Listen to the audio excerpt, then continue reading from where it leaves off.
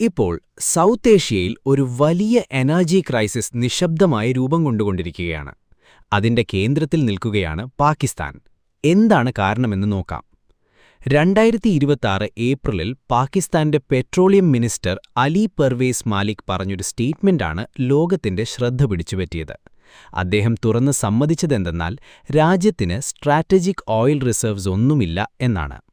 അതായത് എമർജൻസി സമയത്ത് ഉപയോഗിക്കാൻ പ്രത്യേകമായി സൂക്ഷിച്ചിട്ടുള്ള എണ്ണ സംഭരണം ഇല്ല എന്നർത്ഥം. ഇപ്പോഴുള്ള ക്രൂഡ് ഓയിൽ സ്റ്റോക്ക് വെറും 5 മുതൽ 7 ദിവസത്തേക്ക് മാത്രം തികയുള്ളൂ എന്നാണ് അദ്ദേഹം പറഞ്ഞത്. ഇതൊരു ചെറിയ കാര്യമല്ല. ഒരു രാജ്യത്തിന്റെ എനർജി സെക്യൂരിറ്റി തന്നെ ചോദ്യം ചെയ്യപ്പെടുന്ന അവസ്ഥയാണ്. ഇപ്പോൾ പാകിസ്ഥാന്റെ സ്ഥിതി എന്താണെന്ന് നോക്കുമ്പോൾ റിഫൈൻഡ് ഫ്യൂവൽ സ്റ്റോക്ക് പോലും ഏകദേശം 20 ദിവസം മാത്രമുള്ളതായി റിപ്പോർട്ടുകൾ സൂചിപ്പിക്കുന്നു. അതായത് സപ്ലൈ ചെയിൻ ഒന്നുപോലും ഡിസ്റ്റർബ് ആയാൽ രാജ്യം നേരിട്ട് ഒരു വലിയ ക്രൈസിസിലേക്ക് പോകാൻ സാധ്യതയുണ്ട്. ഇതിനൊപ്പം തന്നെ ചില പ്രദേശങ്ങളിൽ പവർ കട്ട്സ് കൂടുന്നതായി റിപ്പോർട്ടുകൾ വരുന്നു.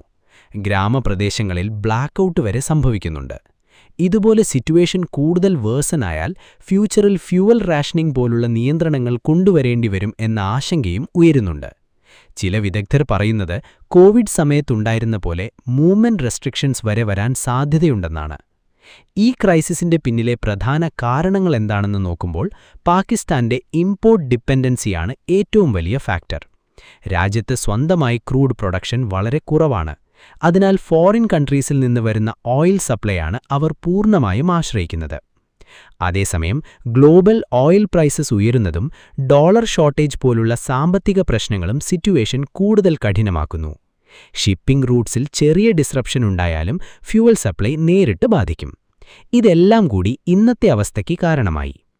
ഇപ്പോൾ ഇത് ഇന്ത്യയുമായി കമ്പയർ ചെയ്താൽ വലിയ വ്യത്യാസം കാണാം. ഇന്ത്യയ്ക്ക് 60 മുതൽ 70 ദിവസത്തേക്ക് മതിയാകുന്ന സ്ട്രാറ്റജിക് ഓയിൽ റിസർവ്സ് ഉണ്ട്.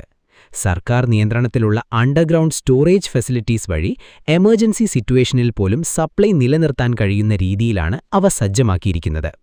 അതായത് ഒരു വലിയ ക്രൈസിസ് വന്നാലും ഇന്ത്യയ്ക്ക് ഇമ്മീഡിയറ്റ് പാനിക് ആവശ്യമില്ല, കാരണം ബഫർ ടൈം പ്ലെന്റിയാണ്. എന്നാൽ പാകിസ്ഥാന്റെ കാര്യത്തിൽ അങ്ങനെയല്ല. സ്ട്രാറ്റജിക് റിസർവ് ഇല്ലാത്തതിനാൽ ഇമ്മീഡിയറ്റ് ഇമ്പാക്റ്റ് നേരിടേണ്ടിവരും. ഇപ്പോൾ പാകിസ്ഥാൻ എന്ത് ചെയ്യുമെന്നതാണ് അടുത്ത വലിയ ചോദ്യം. ഷോർട്ട് ടേമിൽ അവർക്ക് എമർജൻസി ഇമ്പോർട്ട്സ് വർദ്ധിപ്പിക്കാൻ ശ്രമിക്കാം. സൗദി അറേബ്യ പോലുള്ള രാജ്യങ്ങളോട് സഹായം തേടാനും സാധ്യതയുണ്ട്. അതോടൊപ്പം ഫ്യൂവൽ റാഷനിംഗ് കൊണ്ടുവരാനും സാധ്യതയുണ്ട്. അതായത് ആളുകൾക്ക് ഉപയോഗിക്കാൻ കഴിയുന്ന ഫ്യൂവൽ എമൗണ്ട് ലിമിറ്റ് ചെയ്യുക. കൺസംഷൻ കുറയ്ക്കാൻ റെസ്ട്രിക്ഷൻസ് കൊണ്ടുവരുന്നതും മറ്റൊരു സാധ്യതയാണ്. പക്ഷേ ലോങ് ടേം സൊല്യൂഷൻ എന്താണ്? അതാണ് ഏറ്റവും പ്രധാനപ്പെട്ടത്. പാകിസ്ഥാന്റെ സ്ട്രാറ്റജിക് റിസർവ്സ് ബിൽഡ് ചെയ്യേണ്ടതുണ്ട്. ഓൾട്ടർനേറ്റീവ് എനർജി സോഴ്സസിൽ ഇൻവെസ്റ്റ് ചെയ്യണം. ഇല്ലെങ്കിൽ ഈ ക്രൈസിസ് വീണ്ടും ആവർത്തിക്കാനുള്ള സാധ്യത വളരെ കൂടുതലാണ്. ഇപ്പോൾ ഒരു കാര്യം വ്യക്തമാണ്. എനർജി സെക്യൂരിറ്റി ഒരു രാജ്യത്തിന് എത്ര പ്രധാനമാണെന്ന് ഈ സംഭവം വീണ്ടും നമുക്ക് കാണിച്ചു തരുന്നു. ഇപ്പോൾ ബിഗ്ഗസ്റ്റ് ക്വസ്റ്റ്യൻ, പാകിസ്ഥാൻ ഈ സിറ്റുവേഷൻ ഹാൻഡിൽ ചെയ്യുമോ? ഷോർട്ട് ടേമിൽ ചില നടപടികളെടുത്ത് മാനേജ് ചെയ്യാം, പക്ഷേ ലോങ് ടേമിൽ പ്ലാനിംഗ് ഇല്ലെങ്കിൽ പ്രശ്നം തുടരും. ഒടുവിൽ പറയാനുള്ളത് ഒരു കാര്യം മാത്രമാണ്. യുദ്ധവും രാഷ്ട്രീയവും മാത്രമല്ല, എനർജി റിസോഴ്സസാണ് ഇന്നത്തെ ലോകത്തിന്റെ യഥാർത്ഥ ശക്തി.